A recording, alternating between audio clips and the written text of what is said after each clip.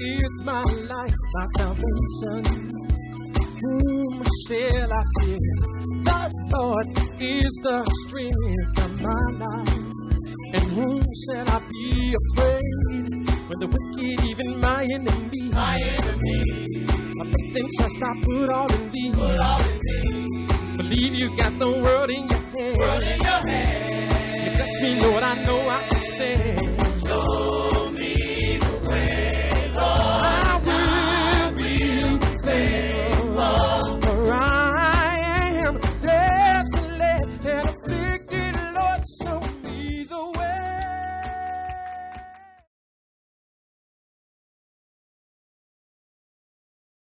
Then I'd like to say to the people that are watching us live on internet, good afternoon. And as always, it is good to stand before you on the Lord's Sabbath day.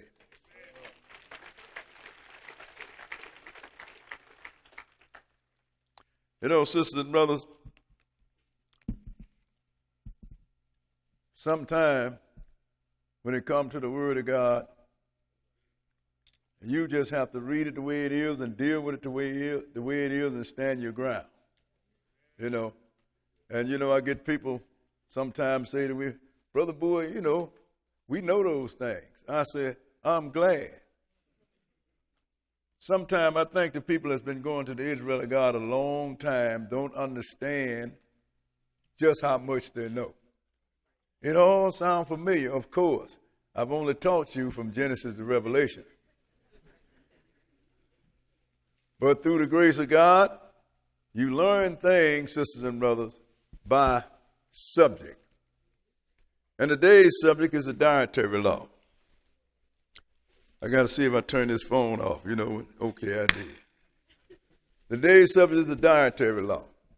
People think that we don't supposed to keep this, and it was given to the Jews.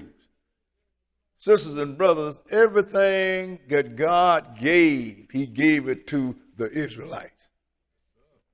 And the only reason that any other nations got this word is because they read the book that's written by the Israelites, sisters and brothers.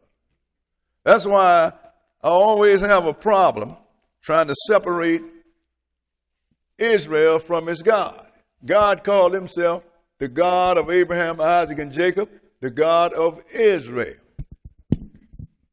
Because it's a little more to that than meets the name, and I'm pretty sure if you was here and watched the adoption last week, you understand where we are. But everything came here. So whatever God gave Israel, it goes for the whole world, even this dietary law. And we're going to deal with this dietary law, sisters and brothers, and show you that this is not Moses' law. This is God's law. And I hear people call it a lot because people try and get them away from the dietary law. And a lot of them try to do it in Paul's writing and a couple other places. We're going to deal with this. But let's pick this up in Genesis, because I'd like to start at the beginning so you can get a good understanding of what we're dealing with. Genesis, the first chapter, and we're going to read verse 1, and we're going to skip down. Genesis 1 and verse 1. Okay, go ahead. In the beginning, God created the heaven and the earth. In the beginning, God created the heavens and the earth. So however long ago was the beginning, that's when God created it. Because you get people that's arguing about it. You get theologians say the earth is only 6,000 years old. Then you get the scientists say, well, it's 50 million years old. It could be 50 trillion years old. Being that God is a God that don't die, don't have no beginning or no end, who cares how long it was? He said, in the beginning. Skip down to verse 12. Verse 12 and go ahead. And the earth brought forth grass, and herb yielding seed after his kind. And the tree yielding fruit whose seed was in itself after his kind. And God saw that it was good. First thing he did, then he brought forth the earth with the vegetation. And God saw it was good. Skip down to verse 21. Verse 21 and go ahead. And God created great whales and every living creature that moveth, which the waters brought forth abundantly after their kind, and every winged fowl after his kind, and God saw that it was good. So he populated the earth, and then he populated the water, sisters and brothers. Now skip down to verse 25. Verse 25 and go ahead. And God made the beasts of the earth after his kind, and cattle after his kind. Go ahead. And everything that creepeth upon the earth after his kind. And God saw that it was good. Go ahead. And God said, let us make man in our image after our likeness. And let them have dominion over the fish of the sea, and over the fowl of the air, and over the cattle, and over all the earth, and over every creeping thing that creepeth upon the earth. Now God made this man in his own image, and he put him over everything. I mean, everything. And look what God said to this man. Skip down to verse 30 and go ahead. And to every beast of the earth, and to every fowl of the air, and to everything that creepeth upon the earth. Back up to verse 29. Verse 29. Go ahead and read. And God said, behold, I have given you every herb bearing seed which is upon the face of all the earth. He's talking to the man now. I've given you every herb bearing seed upon the face of the earth. Go ahead and read. And every tree, in the which is the fruit of a tree yielding seed. To you it shall be for meat. Now God gave man fruit and vegetables to eat. No meat here. And he said, it's good for you. Now keep reading. Let's see what he gave the animals now. Go ahead and read. And to every beast of the earth, and to every fowl of the air, and to everything that creepeth upon the earth, wherein there is life, I have given every green herb for meat. And it was so. And God saw everything that he had made, and behold, it was very good. And the evening and the morning were the sixth day. Now God gave man vegetables and fruit, and he gave the same thing to animals. There was no carnivores in the beginning, sisters and brothers. No. Because the thing about it is, God didn't set this earth up to be to die. So if nothing could die, then you couldn't have any kind of meat. So in the beginning, everything was fruitarian and vegetarian. Everything, sisters and brothers. Man didn't know nothing about eating meat. Animals didn't attack animals. Lions didn't attack sheep or deer. Everybody was vegetarians and fruitarians. Okay? But then man disobeyed God. Ate of the tree that he told him not to eat of. Then God brought in death. And when he brought in death, he brought in eating animals, sisters and brothers. Let's go into Genesis, the 9th chapter, and show you when he put meat on the table for man. Genesis chapter 9, and we're going to start reading at verse 1. Genesis chapter 9 and verse 1. See, a lot of people, you get people say, well, I deal with a vegan diet. I'm dealing with vegetarian because God didn't intend for us to eat. I agree with eat meat. I agree with you. He didn't in the beginning. Because had man not sinned against God, then he wouldn't have had no meat to eat because nothing would die. But now, since man sinned, death is on the table. God put meat on the table. Genesis 9 and verse 1.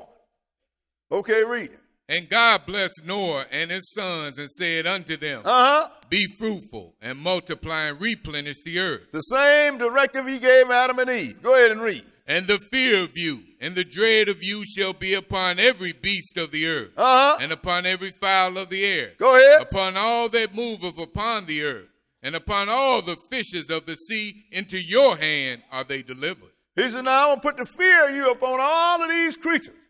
At first, there wasn't no fear. A lion walk up to a man, lick him on the hand, he pat him on the head, and he keep going. But the Lord changed that now, and people have to understand that. I tell people all the time, you don't understand animal will kill you. It's just like the people had the pet python. And all of a sudden the baby disappeared. They tell me that old evil snake ate my baby. No, a stupid parent put their baby on the table. Because he was a snake and he eat meat. So the Lord said, look, the fear of you going to be on all these animals. Go ahead and read. 3. Every moving thing that liveth shall be meat for you. Even as the green herb have I given you all things. Go ahead. But flesh with the life thereof, which is the blood thereof, shall ye not eat. He said, now I've given you every moving thing to eat. Just as I gave you the herbs to eat. But I do not want you to eat the blood, because that's the life of it. Yep. We ain't going to read further down because he put man on the table of beast too. But he said, I don't want you to eat the blood. Now let's go into Leviticus, the 17th chapter, because he's showing you that he do not want you, like people like to go, well, see, I like my steak rare. God didn't intend for you to eat your steak rare. Leviticus 17 and verse 10. Leviticus 17 and verse 10. Okay, read it. And whatsoever man there be of the house of Israel, or of the strangers that sojourn among you, that eat of any manner of blood, I will even set my face against that soul that eateth blood, and will cut him off from among his people. Now, the Lord is the one that said this. This is not Moses' law. This is not the law of the Israelite or the Jews. This is the Lord's law. He said, whatever soul that eat blood, I'm going to cut him off. Go ahead and read. For the life of the flesh is in the blood. And I have given it to you upon the altar to make an atonement for your souls, for it is the blood that maketh an atonement for the soul. He said, now the blood is I've given to you to make an atonement. Since you done sinned now, and you done brought death into the creation, I need to offer something, because the wages of sin is death. Something got to die. So this blood that's being shed because you're disobedient, I do not want you eating it, because it is the life. And he's not only to Israel, he said to the stranger too, didn't he? Because God is the God of the whole creation. He's not the God of just one people. Go ahead and read what verse? 12. Therefore I said unto the children of Israel, no soul of you shall eat blood, neither shall any stranger that sojourneth among you eat blood. That's pretty clear, ain't it? Yeah. Go ahead, because, I tell you, when I used to do repairment, before I was a city of code enforcer, I was a heating and air conditioning refrigeration repairman. And I remember, I think it was in Melrose Park somewhere, and this lady, an Italian lady, offered me some duck blood soup. I was in the Word then. I respectfully declined it. But I thank you anyway. I had never heard of duck blood soup. But it's out there, sisters and brothers. So he said, and this is what come in my mind. I ain't supposed to eat this, but I wasn't going to tell her that, because then she'd have called in and I probably got fired. But go ahead and read. What verse? 13. And whatsoever man there be of the children of Israel, or of the strangers that sojourn among you, which hunteth and catcheth any beast or fowl that may be eaten, he shall even pour out the blood thereof and cover it with dust. Now the Lord letting you know, as it is with Israel, it is the same thing with the stranger and the non-Israelite. See, it's this man in these modern days have separated Israel from the stranger. That's why I took issue with Paul when he went up there and told Peter them that the Gentiles didn't have to be circumcised. The Lord said one law for all. One law for all. Every time he give Israel something, the stranger got to do it too. Go ahead and read. For it is the life of all flesh. The blood of it is for the life thereof. Therefore I said unto the children of Israel, ye shall eat the blood of no manner of flesh. For the life of all flesh is the blood thereof. Whosoever eateth it shall be cut off. Now, notice what God did then. First thing, man was a vegetarian and fruitarian.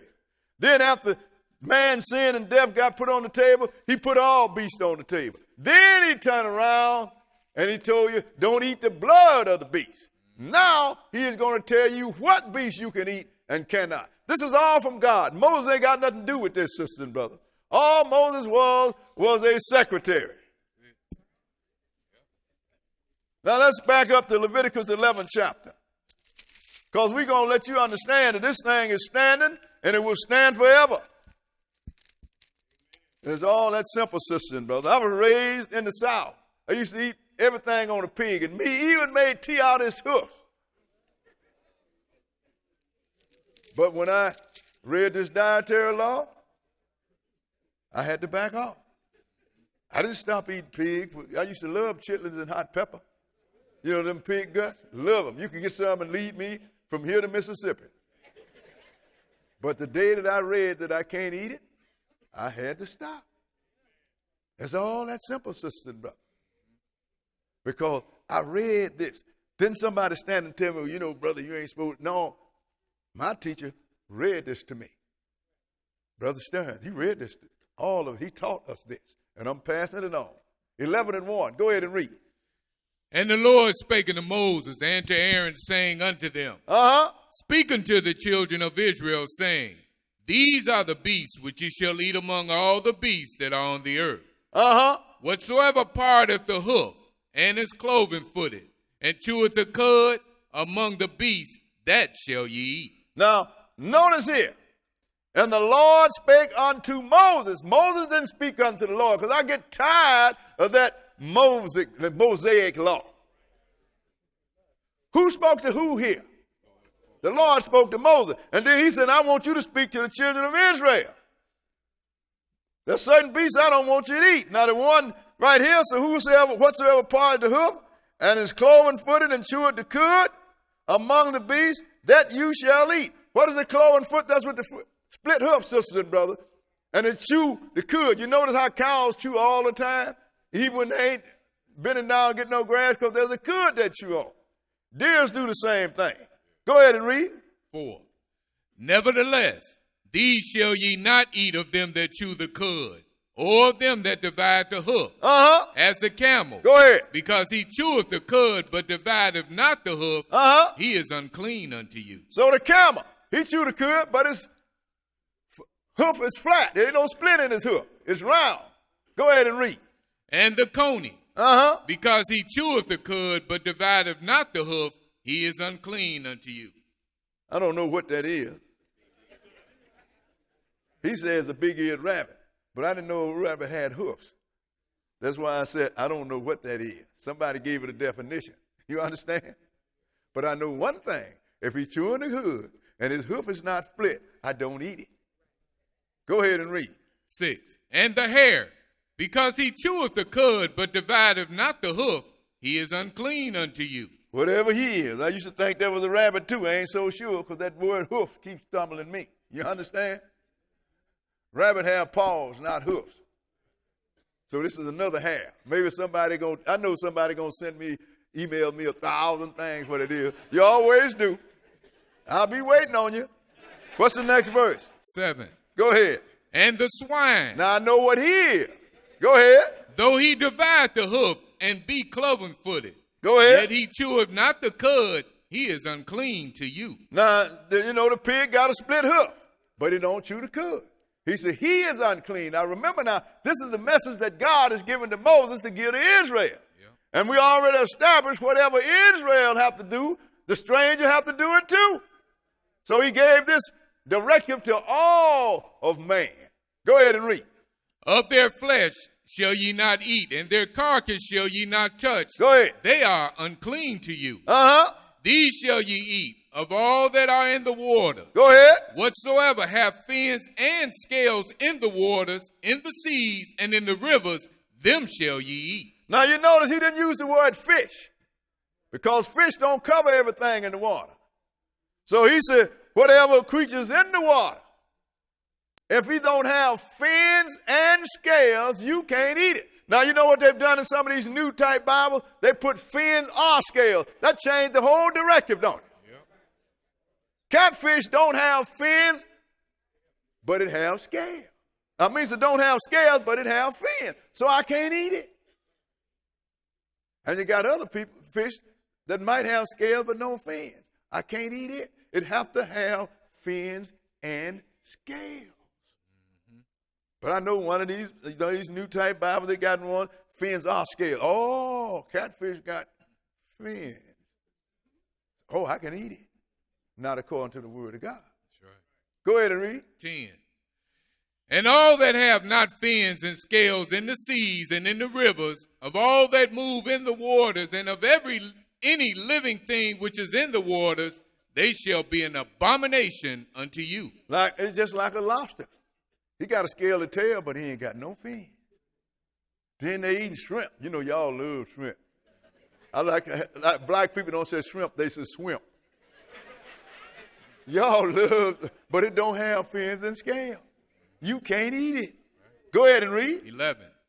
They shall be even an abomination unto you. Not only can you eat it, it's an abomination unto you. Go ahead and read. Ye shall not eat of their flesh, but ye shall have their carcasses in abomination. Whatsoever have no fins nor scales in the waters, that shall be an abomination unto you. See, and I noticed that word nah. I'm glad we already read twice where it said fins are scales. We read that twice, but somebody see it says fins, nor scales. That means all you need is one. No. You have to see what the Lord said before he got here. Fins are scales. Go ahead and read. And these are they which ye shall have an abomination among the fowls. A fowl means flying creatures, sisters and brothers. You understand? It don't necessarily mean birds. Go ahead and read. They shall not be eaten. They are an abomination. The eagle. Can't eat it. And the ossifrage. Go ahead and eat it. And the osprey. Go ahead. And the vulture. You said, well, I wouldn't eat a vulture, but keep reading. Go ahead and read. And the kite after his kind. Every raven after his kind. And the kite after his kind. Every raven after his kind. Go ahead and read. And the owl. And the nighthawk. And the cuckoo. And the hawk after his kind. All of them after his kind. Go ahead and read. And the little owl. And the cormorant. Go ahead. And the great owl. And the swan. And the pelican. And the gear eagle. That's what got me when it says swan. You know what a swan is? That is a goose or a duck. And just like your chitlins, you could get some Chinese roast duck and put it in my face, and I would stand on my head. But when I saw, in fact, it took a brother Ezekiel to put me on that. He said, brother, don't a swan got bill? Yeah. He got webbed feet? Yeah. Feathers and swim on water? Yeah. Don't a goose have the same thing? I said, yep. Never ate another duck from that day to this one, sisters and brothers. But sometimes it's hard for us to change, but he hit me with the book. When you hit me with the book, what can I do? I have to give up duck. You understand? But go ahead, what verse? 19. And the stork. The heron after his kind. Go ahead. And the lapwing. And the bat. Go ahead. All fowls that creep, going upon all fours, shall be an abomination unto you. Now, these are not birds now. These are insects. But go ahead and read. Yet these may ye eat of every these may ye eat. This is among the insect. Go ahead. Of every flying, creeping thing that goeth upon all four, which have legs above their feet. Go ahead. To leap withal upon the earth. So now if they have feet, 4 feet, and they got big legs that they can leap with, you can eat it. Go ahead and read. Even these of them ye may eat. Go ahead. The locust after his kind. Go ahead. And the bald locust after his kind. And the beetle after his kind. And the grasshopper after his kind. And you can eat all these things. Now you saying, yuck, I wouldn't eat that. But you eat a pig.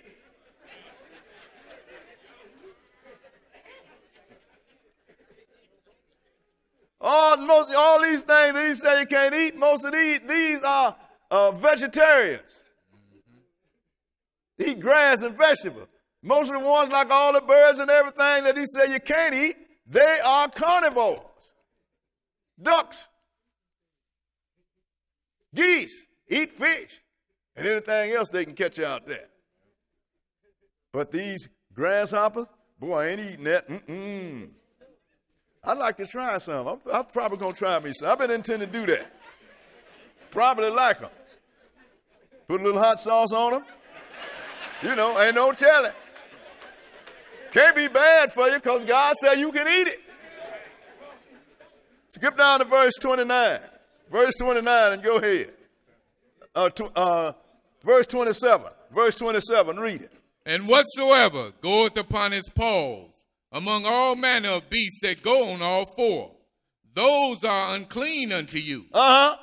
Whoso toucheth their carcass shall be unclean until the evening. But look at whatsoever go up on all four. You know what that rabbit, coon, squirrel, and I come from the South.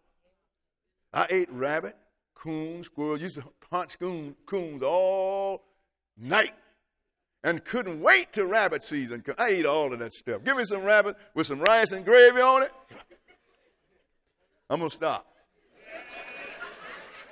But once I read it in the book, I had to quit. So I tell people all the time, well, you know, these are scavengers. That's why the Lord said, that's why I won't eat them. I said, I will not eat them because the Lord said, thou shalt not. And that is the only reason.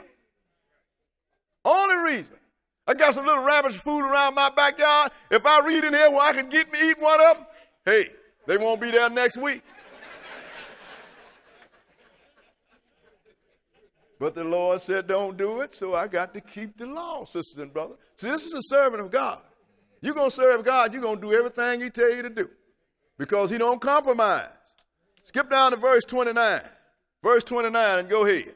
These also shall be unclean unto you among the creeping things that creep upon the earth. The weasel and the mouse and the tortoise after his kind. You know, I used to love turtles, sisters and brothers.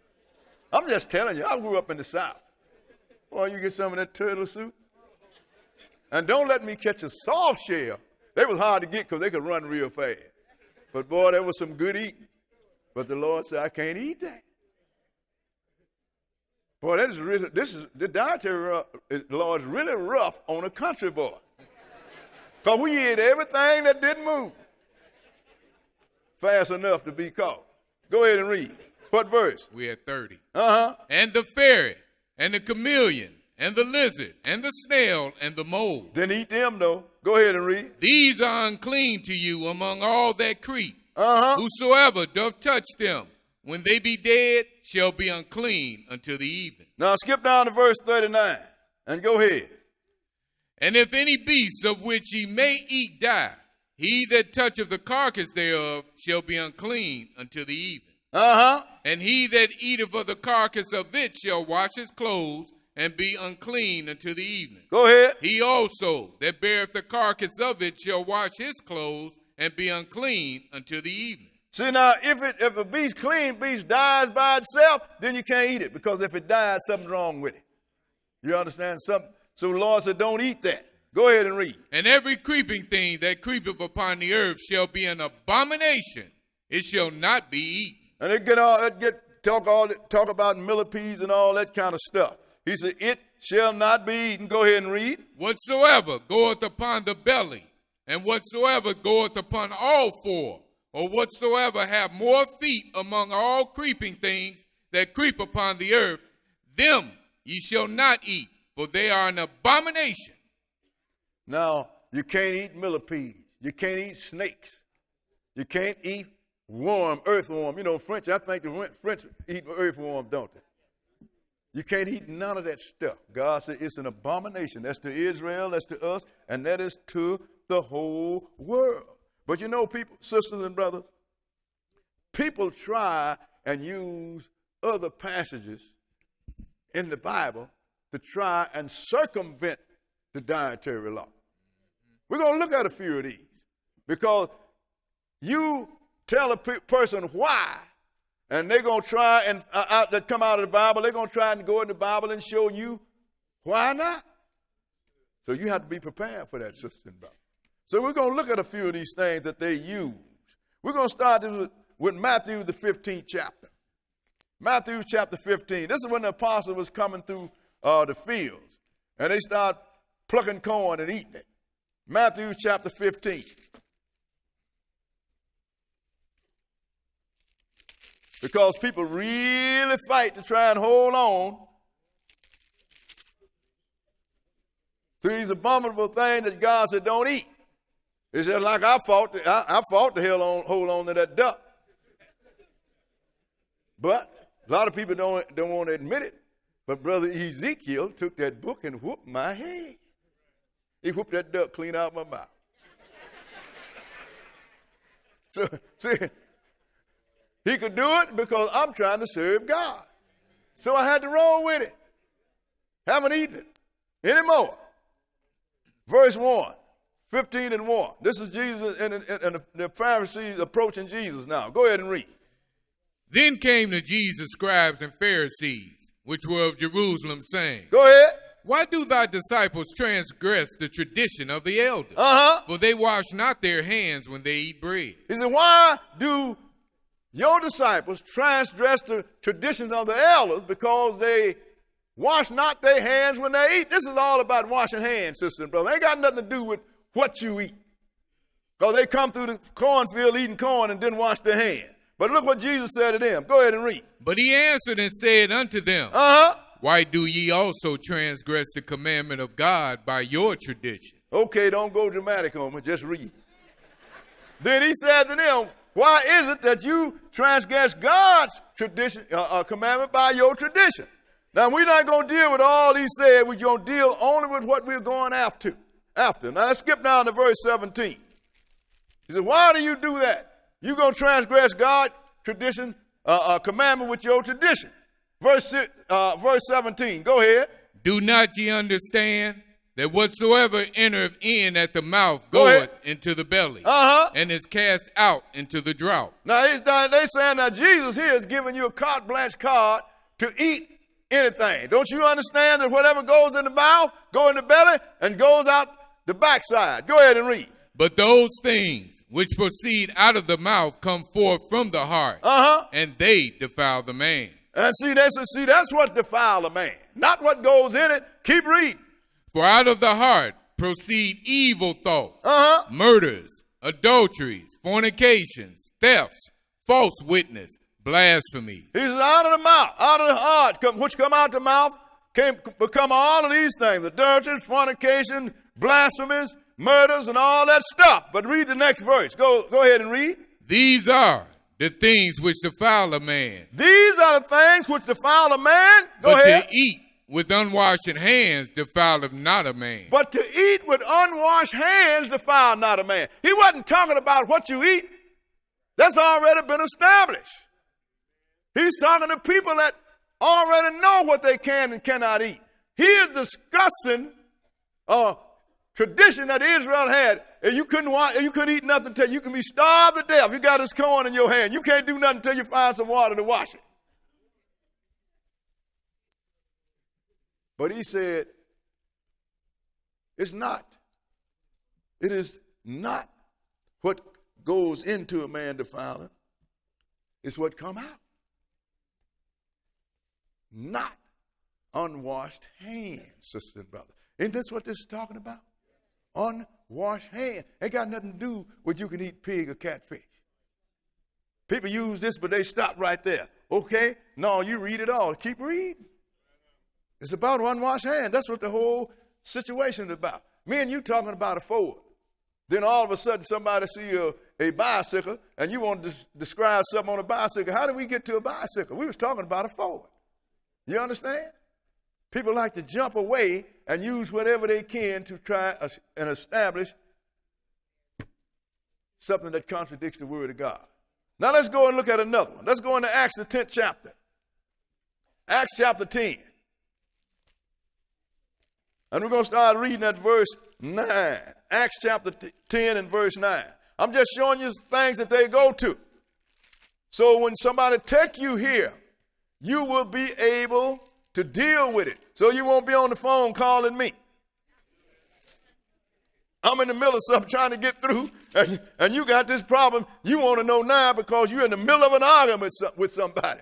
So I got to drop everything and answer you to keep you from getting beat up by something you're supposed to know. Verse 9. Go ahead and read.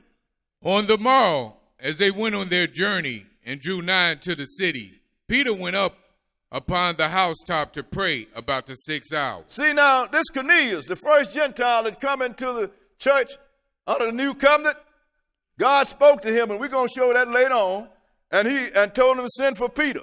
So now he sent him for Peter. Now they started their journey. But in the meantime, Peter went up on the housetop about 12 o'clock. Go ahead and read. And he became very hungry and would have eaten. But while they made ready, he fell into a trance. Go ahead. And saw heaven open, and a certain vessel descending unto him, as if it had been a great sheet knit at the four corners and let down to the earth. Wherein were all manner of four-footed beasts of the earth, and wild beasts, and creeping things, and fowls of the air. So that means everything he had in the creation, all kind of clean and unclean, beasts and fowls of the air, birds and whatever. Go ahead and read. And there came a voice to him, rise, Peter, kill and eat. Now, he didn't say kill the clean or unclean. He said, rise, Peter, kill and eat. What did Peter say? Go ahead. But Peter said, not so, Lord, for I have never eaten anything that is common or unclean. Now, this is after Jesus is gone, sisters and brothers. This is way after Jesus is gone. Why is it that Peter is protesting? He should say, okay, God, because you know it's the Lord. So, because when you died on the cross, that wiped out all them old laws. So why is Peter, the man that the Lord left the keys to the kingdom with, protesting? Because he knew we were supposed to keep the dietary law. But they'll read this to you. Go ahead and read. And the voice spake unto him again the second time. What God have cleansed, that call not thou common. And the voice spoken to him again. What God have cleansed, that call thou not common. See, God didn't cleanse it. He didn't cleanse it. All you got to do is pray over it. Go ahead and read. This was done thrice, and the vessel was received up again into heaven. See, now the Lord showed him 3 times. Now let's back up at the beginning and see what this is really talking about. Because Peter said, no, I ain't going there. And you're going to tell the Lord you ain't never done nothing, and he's going to see he had to do it 3 times. And we're going to see if Peter was convinced. Let's back up to the beginning of Acts, the 10th chapter. Acts chapter 10, and start at verse 1. 10 and 1. Go ahead and read. There was a certain man in Caesarea called Cornelius, a centurion of the band called the Italian band, a devout man, and one that feared God with all his house, which gave much alms to the people and prayed to God always. You know, I always like to make this observation, sisters and brothers. The Italians were the first Gentiles brought into the church under the new covenant. And the Italians, which are the Romans, were the only ones in the whole Bible that Paul had to warn not to try and take this thing from Israel. Because the root don't bear you.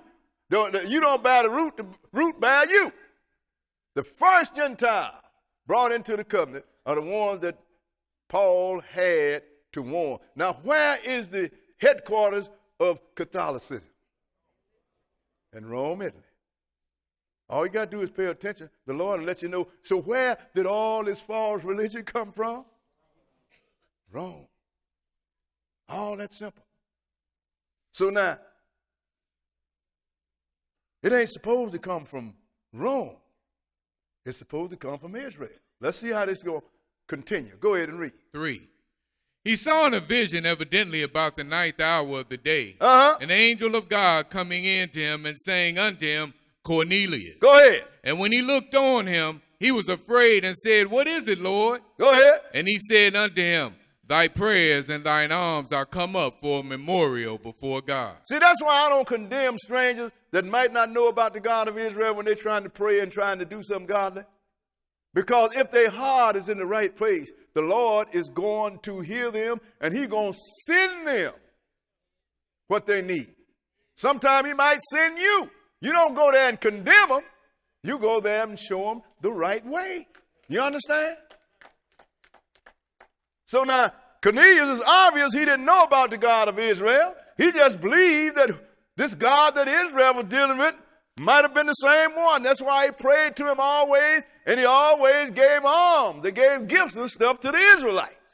But he didn't know him. The reason he didn't know about it, because he had to be taught. And this is what is going on here. Go ahead and read. 5. And now send me into Joppa and call for one Simon, whose surname is Peter. Go ahead. He lodgeth with one Simon a tanner, whose house is by the seaside. Go ahead. He shall tell thee what thou oughtest to do. He said, now I want you to send for Simon Peter. He will tell you what you ought to do. The angel could have taught Cornelius, but he can't break the protocol that God set. So he had to send him to Peter. And now, here is what's happening when he sent to Peter, when they was on their way to see Peter. Skip down to verse 17. Because Peter was still trying to figure out what God wanted him to do. Verse 17, go ahead.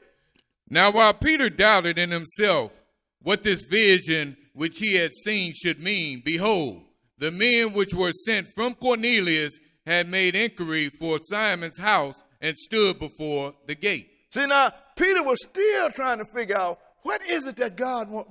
What's this vision about this sheet full of unclean things that he told me to rise and eat? He knew it wasn't talking about that. But he was trying to figure out what it was talking about. While he was doing that, these guys that Cornelius sent showed up at the gate. Go ahead and read. And called and asked whether Simon, which was surnamed Peter, were lodged there. While Peter thought on the vision, the Spirit said unto him, Behold, 3 men seek thee. Go ahead. Arise, therefore, and get thee down and go with them, doubting nothing, for I have sent them. See, Peter wouldn't have gone with these guys, sisters and brothers, because Jesus had already left a directive with Israel. He said, go not in the way of the Gentiles, neither go to any city in Samaria. Go rather to the lost sheep of the house of Israel. Because Israel, Peter them wasn't ready to go and take on the world yet. So he told them, don't do that. So now he's going to say, now you're ready for the Gentiles and the strangers. So now, when he sent them, that angel had to say, look, he got some guys looking for you, Peter. Now I want you to go with them, whatever they request, doubting nothing, because I sent them to you. That was an angel. That's the Spirit that's doing the talking. Ain't no puff of smoke. Puff of smoke don't talk. Skip down to verse 24, and let's see what happened when Peter went. Go ahead. And the morrow, after they entered into Caesarea, and Cornelius waited for them, and had called together his kinsmen and near friends. Go ahead. And as Peter was coming in, Cornelius met him and fell down at his feet and worshipped him. But Peter took him up, saying, Stand up. I myself also am a man. Now, this is the guy that walked around with Jesus. Now we got these Hebrew Israelites running around here talking about people need to get out and kiss their feet. He even had some Gentile, they must have paid $200-300 to do it on the internet. Now, this is a man that God dealt with directly, that walked around with Jesus for 3.5 years. When this Gentile fell on his feet, he picked him up. I'm a man just like you. Don't come here and get me cut off. You understand what I'm saying? And go ahead and read. 27. And as he talked with him, he went in and found many that were come together. Now, when he walked in that room, boy, Cornelius had a whole lot of Gentiles waiting that really wanted this word. Go ahead and read.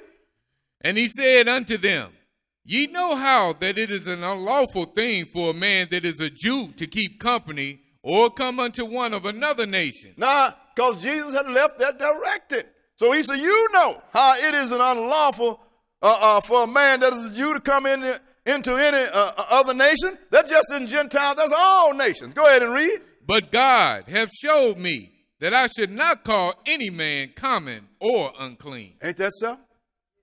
God wasn't telling him to eat, preparing him to eat any kind of unclean food. It was preparing him to bring other people into this thing other than Israelites. It's just an unlawful thing. Y'all know that. But God has shown me not to call any man common or unclean. Have nothing to do with food. Had something to do with preparing these Israelites, Peter the Israelite, to teach Gentiles and other people that are not Israelites. Because that's what we was chosen for in the first place. But before we could go out and teach, we had to be taught. Even though Jesus walked around with Peter and them for 3.5 years, they didn't understand everything that he wanted them to understand. They didn't even understand that he was going to rise from the dead. And a lot of things that came up with the apostles said, oh, so that's what the prophet meant. And once they was ready, then he sent them, got ready to send them to the world, sister and brother. Because God don't send no ignorant servants. It's all that simple.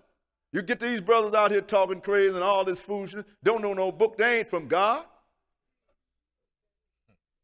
They might be Israelite, but not from God, because God do not send any prepared servant. Unprepared. Thank you for the correction. So now, let's go into 1 Timothy and look at another one.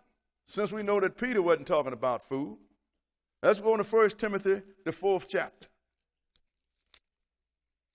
But these things, sisters and brothers, The Lord put it in my mind, look, you don't just teach the people and then show them how to defend what they have been taught. Because you will sure enough have to defend it. Somebody's going to come after you. This is what people don't understand. They're going to come after you. You think that you're going to get up and tell them, well, the Lord said this and the Lord said that, and then ain't nobody going to try you. Oh, they're going to try you. You know why? Because you are killing traditions that been with them before they was born. They was with their mothers and their mothers' mothers and their father's father. Now, you think you're going to kill that tradition without any kind of opposition? No. And when you run in opposition, don't get angry. Deal with it. I know when I was in Washington Park, sometimes people hit me with something. I didn't know nothing about it. I go study. I go to Brother Stern. I remember Jehovah's Witness hit me with one time in Hebrews, someone talking about people who was listed in heaven. I said, wait a minute. I'm thinking, people can't be in heaven. I called Brother Stern. He said, Brother Boy, where is the book of life? That's all he had to say. I found that Jehovah's Witness and clean as cloud. Because they tell you that your names are written in the book of life, and the book is in heaven. Because the Lord said he looked down and noticed all them that spoke often in his name. He said, I wrote them in a book of remembrance. So when I make up my jewels, they will be mine. The book of life is in heaven. That's what's going to be open on Judgment Day, sisters and brothers. But I didn't know. I was stumped. I couldn't wait to get away from that Jehovah's Witness so I could get on the telephone and call my teacher. He just answered so casually, where is the book of life? Light went on. So the same thing is, I want you to be able to defend this. Now we're going to show you something here that Paul was warning you about. We're going to start at 1 Timothy 4:1. 1 Timothy 4:1. Okay, read it. Now the Spirit speaketh expressly. The Spirit speaketh expressly. Go ahead. That in the latter time some shall depart from the faith. That's the latter time. That's in the last days. Some going to depart from the faith. Because Paul had taught these Gentile sisters and brothers. There's some going to depart from the faith. Go ahead and read. Giving heed to seducing spirits and doctrines of devils. Giving heed to seducing spirits and doctrines of devils. Didn't Paul say Gentiles sacrifice to devils? So he know where this doctrine came from. Go ahead and read. Speaking lies and hypocrisy. Having their conscience seared with a hot iron. Speaking lies and hypocrisy. And look like somebody took a hot iron and burnt their brain out of their head with some of the stuff they do. Go ahead and read. Forbidding to marry. Doing what now? Forbidding to marry. Forbidding to marry. And commanding to abstain from meats. And commanding to abstain from meat. Go ahead and read. Which God have created to be received with thanksgiving of them which believe and know the truth. Now pay attention. Which God have created to be received by them who know the truth. Leviticus 11 chapter tell you what you should be eating, didn't it? Go ahead and read. It's going to make it clear. Go ahead and read. For every creature of God is good. Sure it is. And nothing to be refused. Go ahead. If it be received with thanksgiving. Now, if it be received with thanksgiving, go ahead and read. For it is sanctified by the word of God and prayer. What does sanctification mean, sisters and brothers? It is set apart by the word of God. So that's why I said every creature is good and may be consumed for those that know the truth. We know the truth. So we know it's been sanctified by the word of God. And prayer cannot circumvent the dietary law. All you got to do is pray over it. Well, let's look at this that prayer. If you're going to pray over something that God said don't eat or don't do. Let's go into Proverbs, the 28th chapter. Proverbs chapter 28. Because, sisters and brothers, this is not a hard thing. That's why a lot of people come in, bro, this is so simple. Of course, that's what the book means, the simplicity of Christ. I ain't trying to ease my will on you. We just reading this book. Reading the book, written in a language that everybody in here can read. So you can't say, well, maybe he interpreted it wrong. What you mean interpreting? I don't like to deal with the word interpretation. I just read it. I speak English. And I teach in English. I don't need no interpreter. You come here, you speak English. What is it that you want me to interpret? You don't know what "thee" mean in English? You speak English. But that's where it's come from, sisters and brothers. Proverbs chapter 28. Proverbs chapter 28. And we're going to read verse 4 first. Proverbs chapter 28 and verse 4. Okay, read it. They that forsake the law. Pay attention. They that forsake the law. Praise the wicked. Praise the wicked. I'll say it again. They that forsake the law. Praise the wicked. That's pretty simple, ain't it? Yep. Ain't nothing I can add to that? Finish it. But such as keep the law, contend with them. But the ones that keep the law, contend with them. You ain't going to let them get away with you. You ain't got to keep the law no more. You're going to go in this book and you're going to contend with them. Because this is what the Lord wants you to understand. Skip down to verse 9. Verse 9 and read it. He that turneth away his ear from hearing the law. He that turneth away his ear from hearing the law. Even his prayer shall be abomination. Even his prayer shall be an abomination. It's just like me. They're going to tell me, bless the table. I got a table full of pork chops and chitlins on it. I ain't blessing that.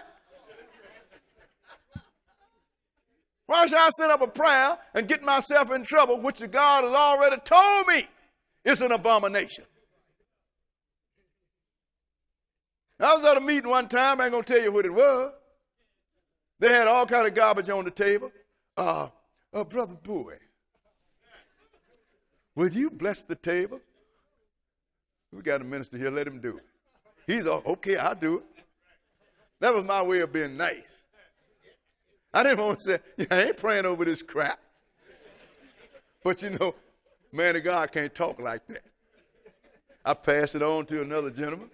I figured he was on his way to the lake of fire anyway, so one more wound wasn't going to hurt him. You understand what I'm saying? But the Lord is letting you know that if you're a sinner, you may as well stop praying. I'm talking about a willful sinner. Now let's go into St. John, the 10th chapter. We're going to look at something here, sisters and brothers. Well, Jesus healed a man. And the Pharisees, which were religious types at that time, in fact, they were the most strict. They wanted to, they inquired this man and got mad because of what Jesus did and when he did it. St. John chapter 9. St. John chapter 9. Because these things in here, sisters and brothers, so you can prove your point. St. John chapter 9, and we're going to start reading at verse 6. St. John 9 and 6. Go ahead and read.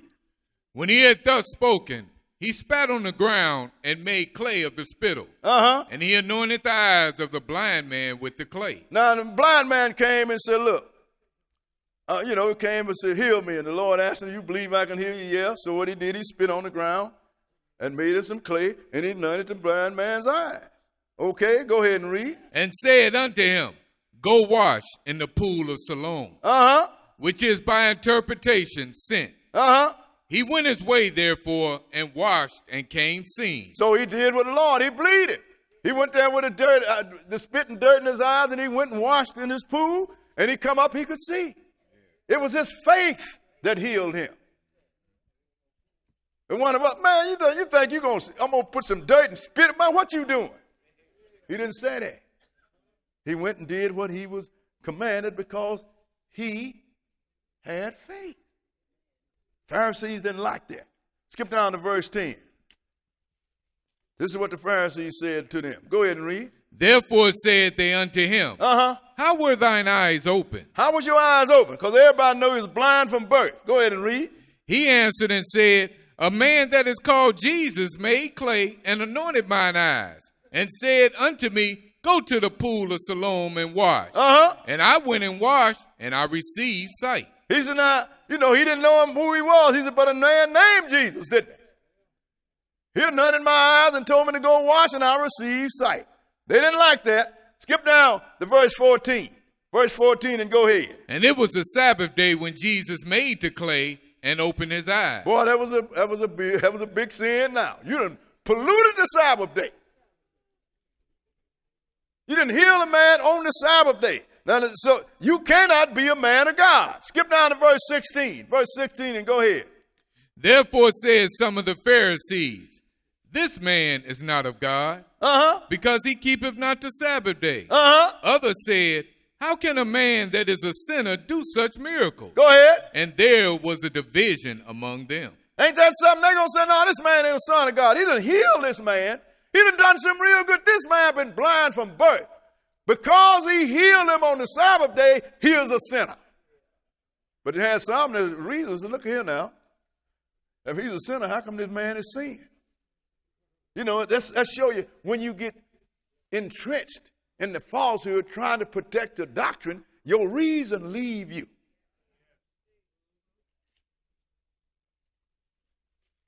So skip down to verse 24 and go ahead. Then again called they the man that was blind and said unto him, give God the praise. We know that this man is a sinner. Ain't that something? These are the religious people. These are the ones that were supposed to be sitting in Moses' seat. Give God the praise. We know that this man is a sinner. Finally, the man got tired of it. Skip down to verse 30. Verse 30 and go ahead. The man answered and said unto them, why herein is a marvelous thing, that ye know not from whence he is, and yet he have opened mine eyes. He said, look, this is a marvelous thing that's done. You don't know where he come from, but still he opened my eyes. Go ahead. Now we know that God heareth not sinners. But if any man be a worshiper of God and doeth his will, him he heareth. Now, he had to tell the preachers what was written in the book. Sometimes you have to do that. So we know that God heareth not sinners, but this man had opened my eyes. Right. How can he be a sinner? How can he wield the power of God and he's a sinner? The student had to teach the teachers. And they get mad and call him, you born in sin and all this stuff. But the whole thing is, he quoted because he read the book. I'm going to show you one of the things he read. Let's go into Isaiah the 59th chapter. Isaiah chapter 59. See, sisters and brothers, that's why you need to read these things. Because you're going to be sorely tested when you go out here talking this stuff. They're going to try you. They're going to start at your own household. That's why I tell sisters and brothers that come in here and they bring their spouses, come with them. I say, you just don't know how blessed you are. We have brothers in here whose wives will not deal with this. And vice versa. Whose husband won't deal with it. You go by yourself. I don't want to hear this. I'm a Baptist. I'm this, I'm that. I said, boy, so when yours roll with you, you blessed. You just don't know it. Because you're going to go home and you're going to get some peace. But if she ain't with you, you're going to get some grief. Don't say nothing. There's a big argument. Well, ask you something and you tell them according to the book, now you're going to argue with you all night. I know because some brothers done told me their stories. Isaiah 59 and verse 1. This is why this guy knew that God don't hear the prayer of sinners, sisters and brothers. Because it's obvious that even though he was blind, somebody taught him well, or he must have had some braille written or either angel or something. But this blind man knew this. Been blind from birth. This is why he knew it. 59 and 1. Isaiah 59 and 1. Go ahead. Behold, the Lord's hand is not shortened that it cannot save, neither his ear heavy that it cannot hear. So he can still save and he can still hear even today. Go ahead and read. But your iniquities have separated between you and your God, and your sins have hid his face from you that he will not hear. Because you are a willful sinner and you willfully breaking his laws, he ain't going to hear nothing you got to say. It's all that simple. He said, will you pray for my son? Well, where your son at? Well, he in jail. Why is he in jail? Well, because he shot somebody. I ain't praying for your son. Your son repent and start doing it. And then when he asks for forgiveness, you got God to go pray. I say a lot of times, maybe he should pray for himself. He knows what his faults are better than me. Why? It's because it is even written too, there's certain sin you shouldn't even pray for. So now, this blind man knew about this. He had to tell them Pharisees, them big preachers. He said, He told them, maybe they didn't know, that God don't hear the prayer of sinners. So now, when you go back to Timothy, the 4th chapter, he's warning you about a church that's going to come along in these latter times. Because he said in the latter days, not that you can eat. He gave you the characteristics of this church. He forbids you to eat meat, but nobody ever speak about the other part that they forbids you to marry too. Let's go and look at this church. We're going to go into history. Being that this church is not spelled out in the scripture, we're going to go to a history book, the last 2 million years, and let it tell you about it. This is what Paul was warning you about.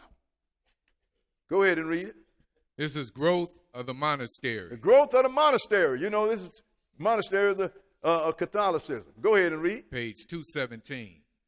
In every country, the popes had another powerful and dedicated instrument, the monastery. The notion of withdrawal from the world to escape from its vices and seek salvation through self-denial and even physical agony was very old. Go ahead. Monasticism in the West owed its shape largely to one man of vigor and command, Benedict, 480 to 543. That's Saint Benedict, they call him. Okay, he's a Roman saint. Go ahead and read. Of Nursia, the modern Norcia in Umbria, northeast of Rome. In 529, Benedict drew up his rule or regula, which was gradually adopted by most monasteries in the West. What was it? The regula required the monks to take vows of poverty.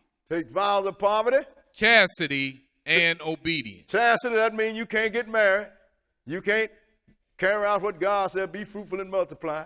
Go ahead and read. The monks had a pound of bread, 2 cooked dishes, and a measure of wine each day, though eating meat was forbidden. Oh, see, nowadays, when you do Lent, they tell you can eat a little fish on Friday. I guess fish must be a vegetable that grows in the water, right? But the whole thing is, when the monastery, the rules, the regula that was set by St. Benedict, and at that time the whole Catholic Church adopted, that you had to be chastity, you couldn't get married, and the other thing, you couldn't eat meat. That's what Paul was saying. They're going to come in the latter days. Yep. Having a conscious spirit seared with hot iron, adhering to the doctrine of devils and seducing spirits. See, they tell you about the meat, but they never tell you about the marriage. So you look around and see, where did this religion come from? What religion is it that a man cannot get married? And if a woman a vow to the church, she can't participate in it either. He's called the priest, and she is called the nun. How is it that the man of God can break the very first commandment that God gave man, even before the 10 commandments? You know what that was? Be fruitful and multiply and replenish the earth. Are you going to tell me I cannot be a preacher, I can't be a teacher, I can't be a priest if I get a wife? Something's wrong with that. A sister can't participate in helping me run this doctrine, assist me in getting the word out if she lay with a man. That's what a non-participant. You understand? That's the first commandment that's broken, sisters and brothers. Who is it that would break God's first commandment? Satan. That's why it said they're going to pay heed to seducing spirits and doctrine of devils. Got nothing to do with food. They're warning you about a church that is here, and if you have this understanding, then you will recognize it when it get here. And the whole world is following after church. Oh, not me, Brother Boo. I'm a Protestant. Wait till Christmas comes. You're going to have a tree in your front yard. I'm a Methodist. You're going to have a tree in your front yard. I'm Episcopalian, a Lutheran. You're going to have a tree in your yard on the 25th day of December. You are Roman Catholic. I don't care what you surname yourself. Y'all understand? But he said, watch out for this. Being that we understand, now we don't go to Timothy the 4th chapter and try to, 1 Timothy the 4th chapter, try to kill the dietary law. We go there to show you that this church that wasn't on the scene at that time but is here now.